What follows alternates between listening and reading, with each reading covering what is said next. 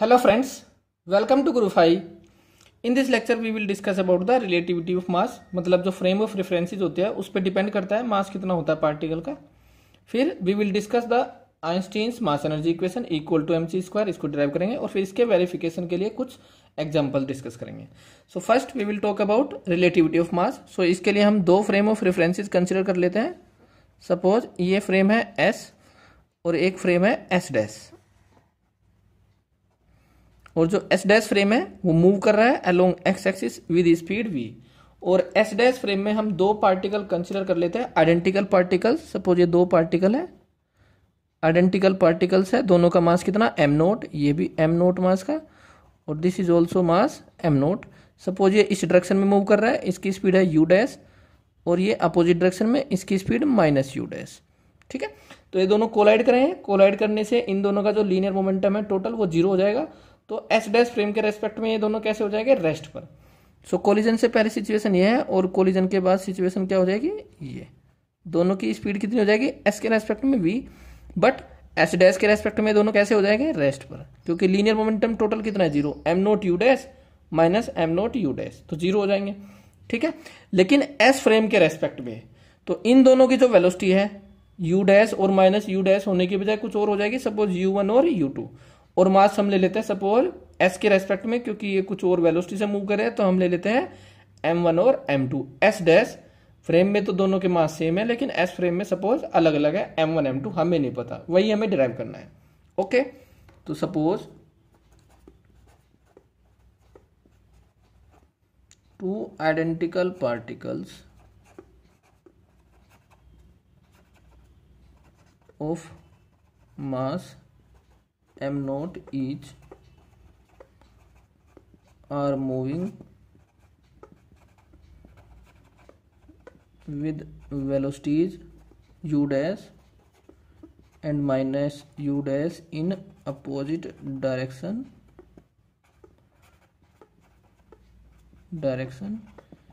in frame s dash. okay, so S frame के respect में suppose पहले वाले की velocity u1, so inverse Lorentz transformation apply करेंगे यहाँ पर. तो क्या होता है inverse Lorentz transformation, ux plus v upon 1 plus ux v upon सी स्क्वायर. सो पहले वाले के लिए ux कितना, u dash plus v upon 1 plus u dash v upon सी स्क्वायर. ओके, सो u2 कितना हो जाएगा, यहाँ की जगह माइनस u डैश लिख देंगे बस, minus you dash plus v 1 minus you dash we upon C square. Lorentz transformation हमने अप्लाई किया, कौन से वाला, inverse Lorentz transformation. So inverse Lorentz transformation apply किया हमने. अब कंजर्वेशन ऑफ लीनियर मोमेंटम.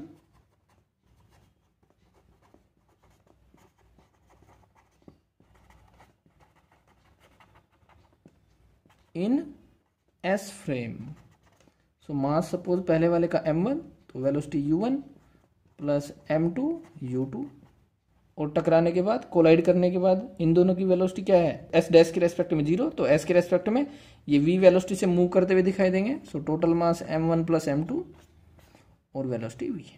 सो हमें u1 u2 और v की वैल्यू पुट करनी है यहाँ पर. v तो क्योंकि s डैश की वेलोसिटी है, सो केवल u1 u2 पुट करना है. So m1 u dash plus v upon 1 plus u dash v upon सी स्क्वायर प्लस m2, और u2 है minus u dash plus v upon 1 minus u dash v upon सी square m1 plus m2 into v. So m1 वाली term एक तरफ और m2 वाली एक तरफ. सो m1, सो ये हो जाएगा u dash plus v upon 1 plus you dash we upon C square minus we, और राइट साइड में आ जाएगा m2 v minus minus you dash plus v upon 1 minus you dash we upon C square. इसको थोड़ा सा simplify कर लेंगे. सो ये आ जाएगा m1, एलसीएम लेंगे तो u dash plus V minus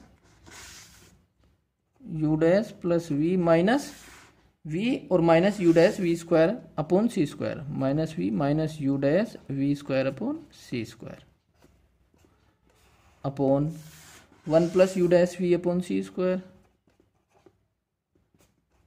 और राइट साइड में m2, और उधर क्या है v में से ये सब्ट्रैक्ट किया है तो v minus you dash we square by C square, v minus you dash we square by C square, और यहाँ पर क्या बचेगा plus you dash minus v, plus you dash minus we, और डिनोमिनेटर में आ जाएगा 1 minus you dash we upon C square, ये आ जाएगा।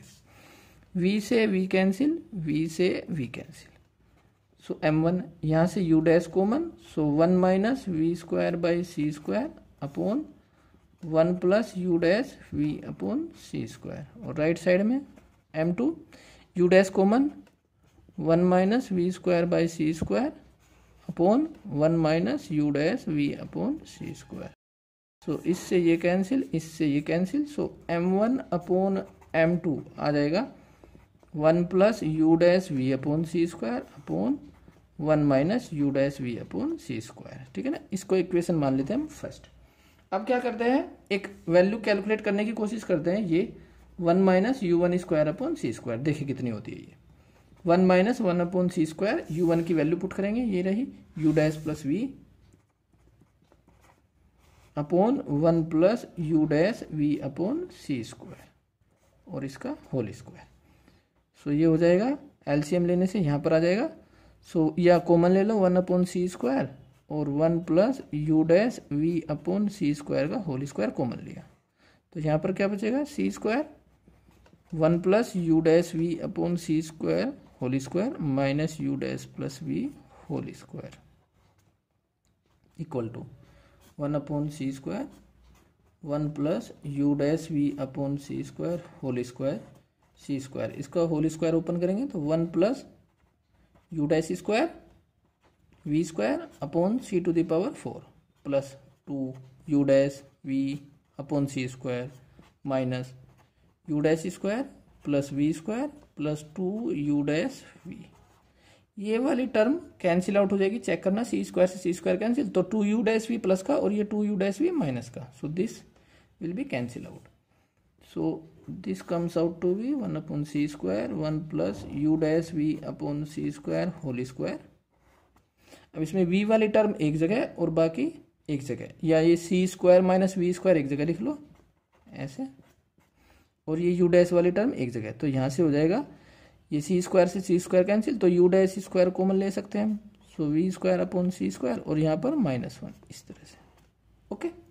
सो इसमें से c square common, so 1 upon C square 1 plus you dash we upon C square whole square, तो c square common 1 minus we square by C square, और यहाँ से -1 common ले लेंगे, तो ये हो जाएगा 1 minus we square by C square, so 1 minus we square by C square common, okay.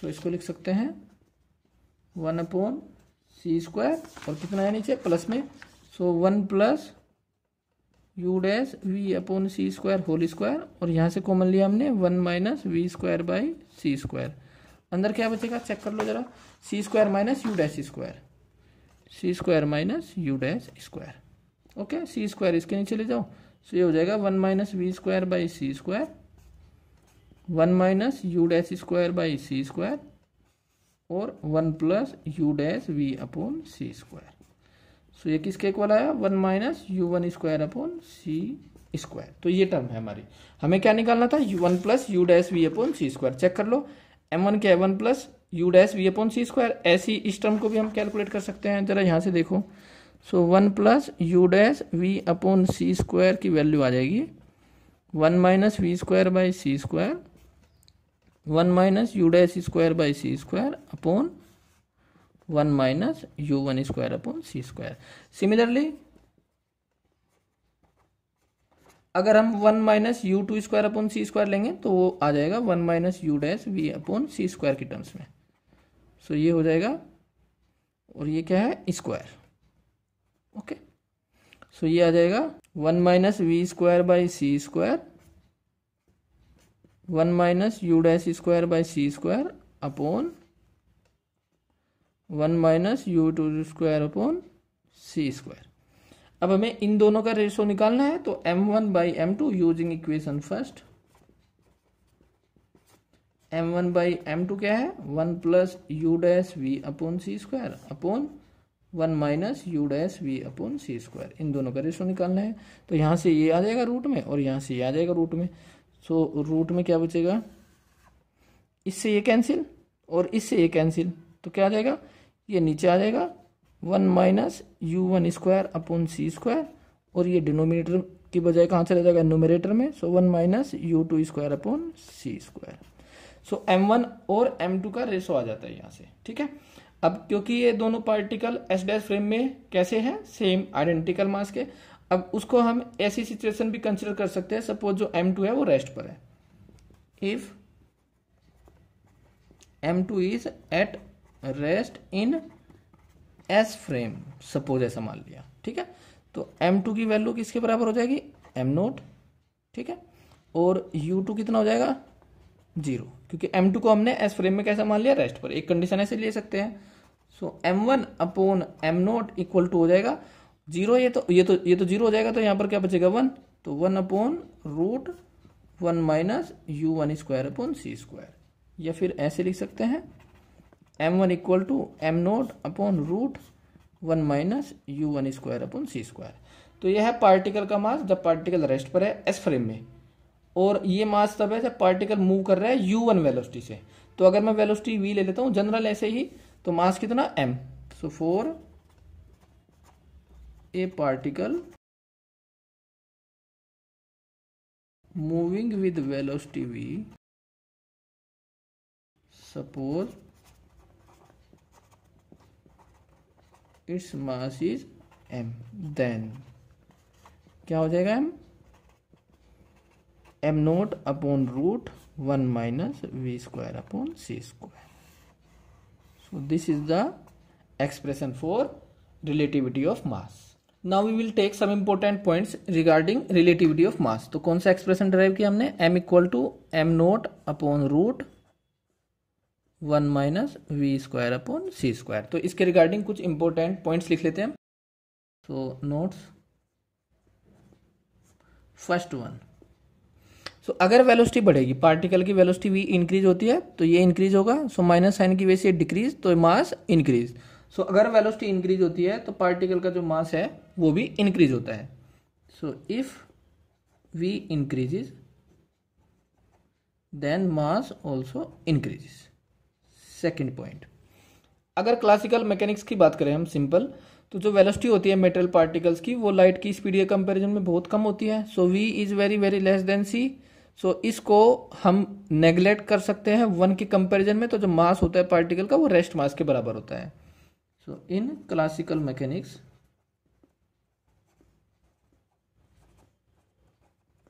या क्लासिकल फिजिक्स, जो वेलोसिटी होती है पार्टिकल्स की बहुत कम होती है for material particles. So 1 minus we square by C square will be nearly equal to 1। So m is nearly equal to m0। तो ज़्यादा इफेक्ट नहीं पड़ता, इसलिए हम कंसिडर नहीं करते, पार्टिकल का मास हम लेते हैं कांस्टेंट। नेक्स्ट नंबर 3, अगर पार्टिकल की वेलोसिटी c के इक्वल हो जाए, so if v is equal to c, तो मास किसके इक्वल आ जाएगा, जरा चेक करो, इनफाइनाइट, ठीक है। तो इस वजह से पार्टिकल का मास इनफाइनाइट हो नहीं सकता। तो हम कह सकते हैं कि जो मेटल पार्टिकल है उनकी स्पीड लाइट की स्पीड के बराबर नहीं हो सकती, not attainable. No material particle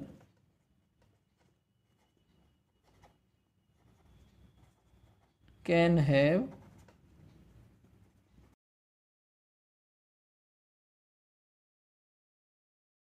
equal to और greater than c।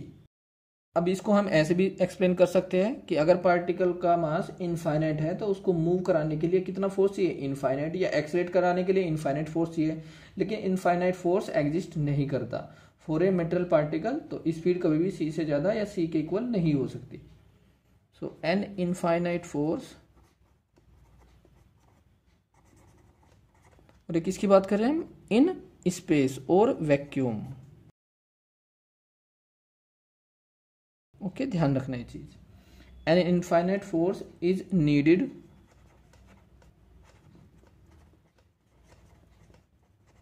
to accelerate the particle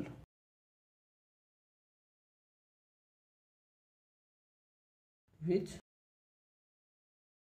don't exist, so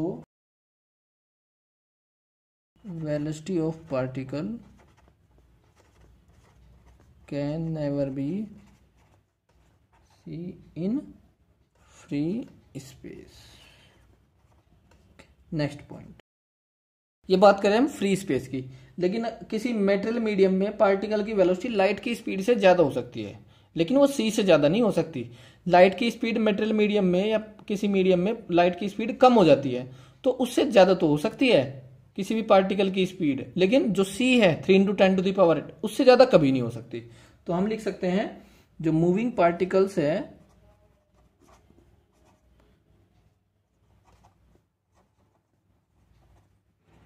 can never travel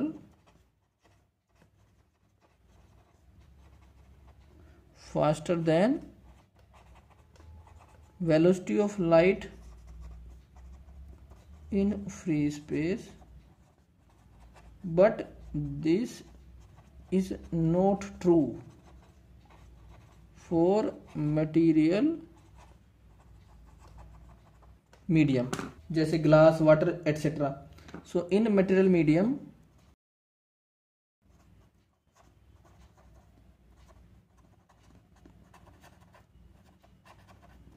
velocity of light becomes less than c, और वो कितना है 3 × 10⁸ मीटर पर सेकेंड। तो जो एनर्जेटिक एटॉमिक पार्टिकल्स होते हैं वो मूव कर सकते हैं फास्टर जो लाइट की स्पीड है, हालांकि इससे ज्यादा नहीं, ध्यान देना इस चीज को। So some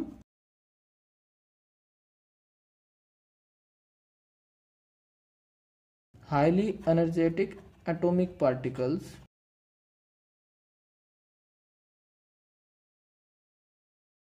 can move faster than the speed of light in material medium, but even their velocity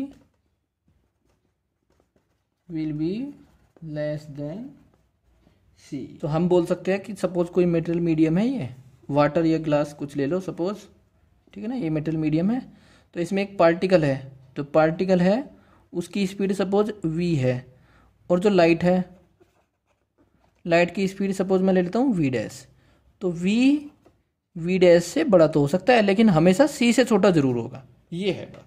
तो लाइट की स्पीड से ज्यादा हो सकता है, बट लाइट की जो स्पीड है वैक्यूम में उससे कम ही रहेगा हमेशा। जैसे फॉर एग्जाम्पल जो इलेक्ट्रॉन बीम होती है टेलीविजन ट्यूब में, पिक्चर ट्यूब जो होती है, उसमें इलेक्ट्रॉन बीम लाइट की स्पीड से ज्यादा मूव कर सकती है, बट सी से रहेगी कम। So electron beam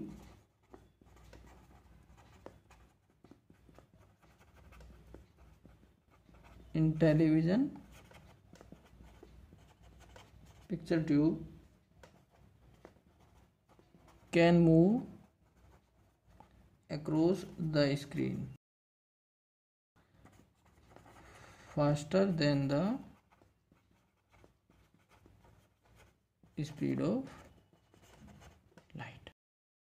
next point, massless particle के लिए 2-3 लाइन लिख लेते हैं हम, मासलेस पार्टिकल के रिगार्डिंग। सो मासलेस पार्टिकल कौन सा, जिसका rest mass 0, whose rest mass is 0। Classically ऐसा पार्टिकल एग्जिस्ट नहीं कर सकता, but in relativistic mechanics such particle can exist और which have both linear momentum and energy according to Einstein mass energy equation. So classically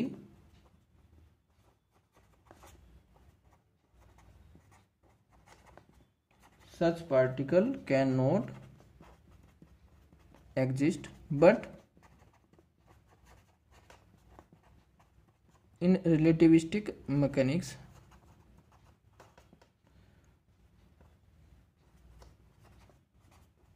such particle can exist and so both energy and linear momentum। सो अगर कोई particle massless है, मतलब M note equal to 0 है और उसकी speed कम है सी से, ठीक है। सो जो एक्सप्रेशन आएगा ये m equal to m note upon root 1 minus we square by C square. ये क्या कहता है, अगर ये तो 0 है और वी सी से कम है तो एम की वैल्यू क्या हो जाएगी 0, तो पार्टिकल की एनर्जी भी 0 हो जाएगी एम सी स्क्वायर के अकॉर्डिंग और लीनियर मोमेंटम भी 0। तो ऐसा पार्टिकल एग्जिस्ट नहीं करता अगर वेलोसिटी सी से कम है। तो एग्जिस्ट तभी करेगा अगर वेलोसिटी सी के बराबर हो जाए, तो नीचे भी 0 आ जाएगा ऊपर भी 0, तो इनडिटर्मिनेट फॉर्म हो जाएगी। तो फिर मास कुछ भी हो सकता है, ठीक है ना। तो एनर्जी और मोमेंटम कोई भी वैल्यू अटेन कर सकते हैं डिपेंडिंग अपॉन द सिचुएशन, ठीक है। So a massless particle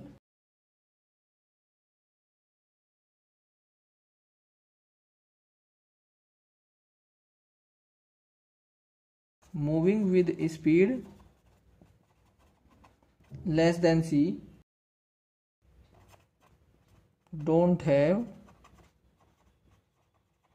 either E or P, but if m not equal to 0 v equal to c, so indeterminate form, so E and P can have any values. तो ऐसा massless particle exist कर सकता है, लेकिन वो तभी जब velocity कितनी हो सी। सो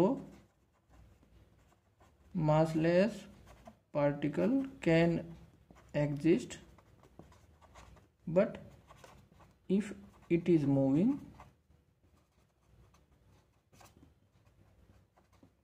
विथ सी, और उसके लिए क्या होगा E equal to p c. इसको हम डिस्कस कर लेंगे बाद में। Now we will discuss about Einstein's mass energy equation.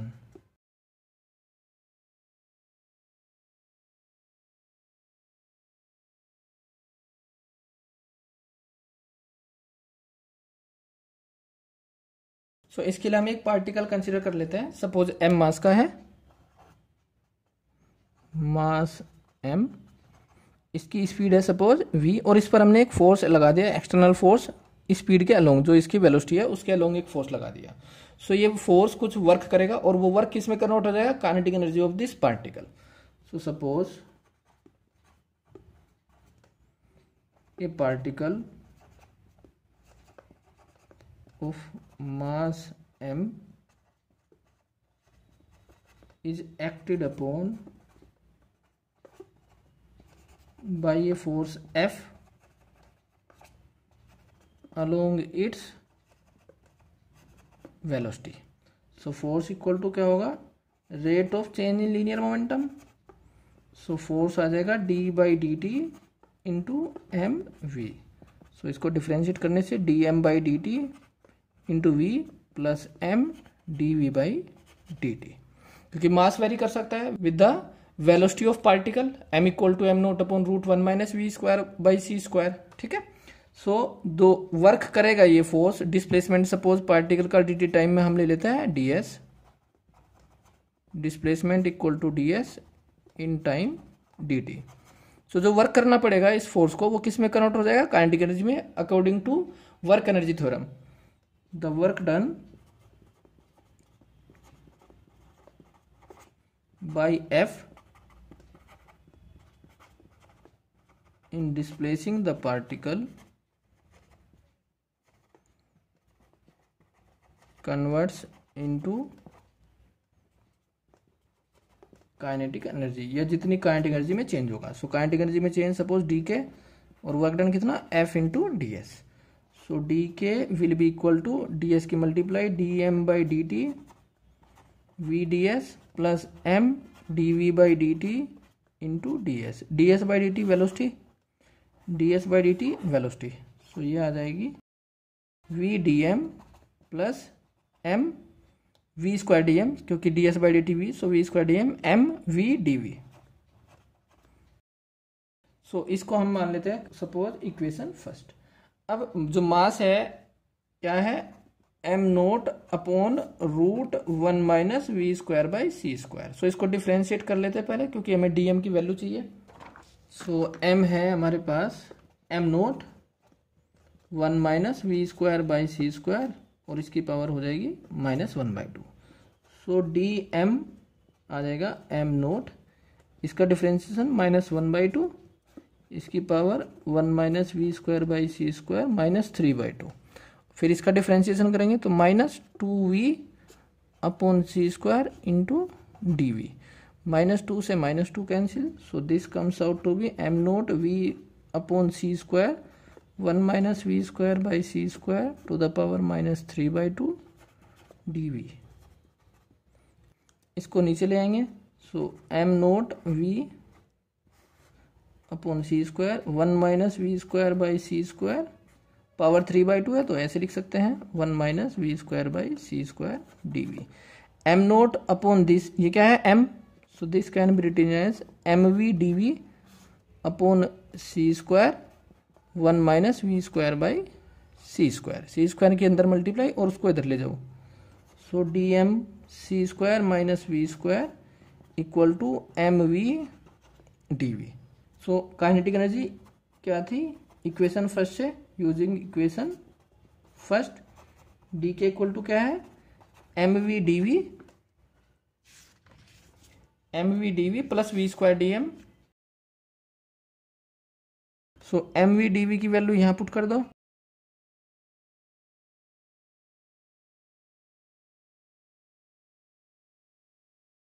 तो this comes out to be c square d m. So ये आ जाएगी चेंज इन काइनेटिक एनर्जी। तो सपोज पार्टिकल जब रेस्ट पर है तो उसका मास है एम नोट, तो रेस्ट पर काइनेटिक एनर्जी 0, और जब मूव कर रहे हैं वेलोसिटी v से तो मास m और काइनेटिक एनर्जी k। सो यहाँ से आ जाएगा k equal to c square m minus m naught. So यहाँ से एक चीज़ पता चलती है, जो काइनेटिक एनर्जी में चेंज होगा अगर पार्टिकल पर हमने फोर्स लगाया तो काइनेटिक एनर्जी में चेंज है वो किसके इक्वल है, increase in mass multiplied by C square. So इससे कंक्लूजन निकलता है कि अगर पार्टिकल रेस्ट पर है तो भी उसके पास कुछ एनर्जी होती है, और वो किसके इक्वल होगी m nought c square. So kinetic energy is equal to relativistic increase in mass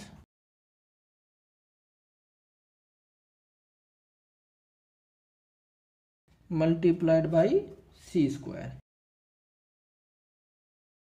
This means that even when the body or particle is at rest, it possesses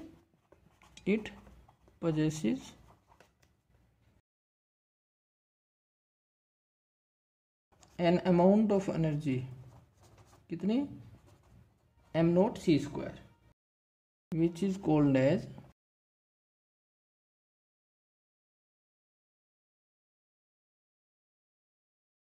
rest mass energy. So जो total energy होगी particle की किसके बराबर हो जाएगी, rest mass energy plus kinetic energy. So total energy of the particle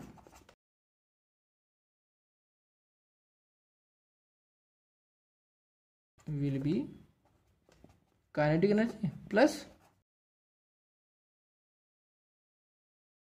rest mass energy. Kinetic energy m minus m naught into c square और rest mass energy m naught c square, इससे ये cancel. So E comes out to be m c square. This is Einstein's mass energy relation. अब इसके verification के लिए लिख लेते हैं कुछ इंपॉर्टेंट एग्जांपल्स वेरिफिकेशन के लिए। नंबर 1, न्यूक्लियर फिनोमिना जैसे न्यूक्लियर फिशन, न्यूक्लियर फ्यूजन किसकी वजह से होते हैं, मास डिफेक्ट की वजह से, और उसकी वजह से क्या होती है, एनर्जी रिलीज होती है। So mass defect and hence release of energy, और इसके क्या एग्जांपल है, nuclear fission and nuclear fusion. ठीक है, next number 2, electron positron annihilation. Electron positron annihilation, जब इलेक्ट्रॉन और पॉजिट्रॉन आपस में कोलाइड करते हैं या एक दूसरे के पास आते हैं तो वे दोनों एक दूसरे को तो कर देते हैं डेस्ट्रॉय, तो क्या बनती है, गामा रेज बनती है। मतलब इन दोनों का जो मास है वो किस में कन्वर्ट हो जाता है, केवल एनर्जी में, that is used in the production of gamma rays. So when electron and positron come together they can annihilate, मतलब destroy, with production of gamma rays. और ये देखा गया है जो गामा रेज की एनर्जी होती है जो निकलती है वो किसके बराबर होती है, इन दोनों के मास के इंटू सी स्क्वायर। सो जो एनर्जी होती है गामा रेज की किसके बराबर होती है, 2m into c square. Electron और पॉजिट्रॉन का जो मास होता है वो सेम होता है, तो एम सी स्क्वायर इसके लिए, एम सी स्क्वायर इसके लिए, तो गामा रेज की एनर्जी इसके बराबर आती है। दैट मीन्स ये वेरीफाई करती है इसको। Next, fine structure of spectral lines.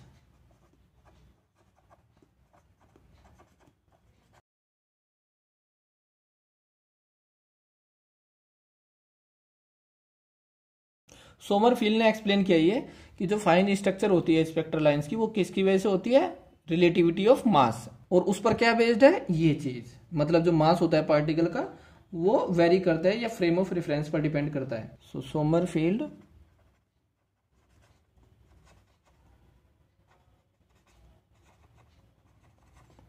explained the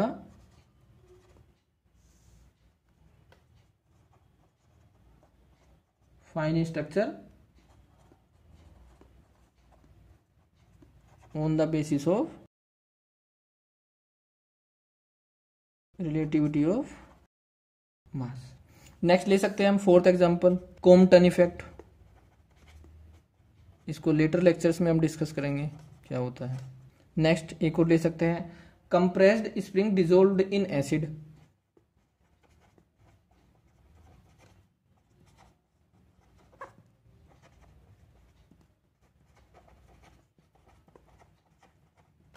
अगर किसी कंप्रेस्ड स्प्रिंग को हम एसिड में डिजोल्व कर दें तो जो रिएक्शन प्रोडक्ट्स होंगे, जो केमिकल रिएक्शन होगी और उससे जो प्रोडक्ट्स मिलेंगे उनका मास स्लाइटली ग्रेटर होता है ड्यू टू इस कंप्रेशन स्प्रिंग की वजह से। तो क्योंकि इसके पास कौन सी है एनर्जी, पोटेंशियल एनर्जी कंप्रेशन की वजह से। ठीक है, जब ये वापस अपनी इनिशियल पोजीशन में आ जाएगा, मतलब अनकंप्रेस्ड पोजीशन में, तो इसकी एनर्जी रिलीज हो जाएगी।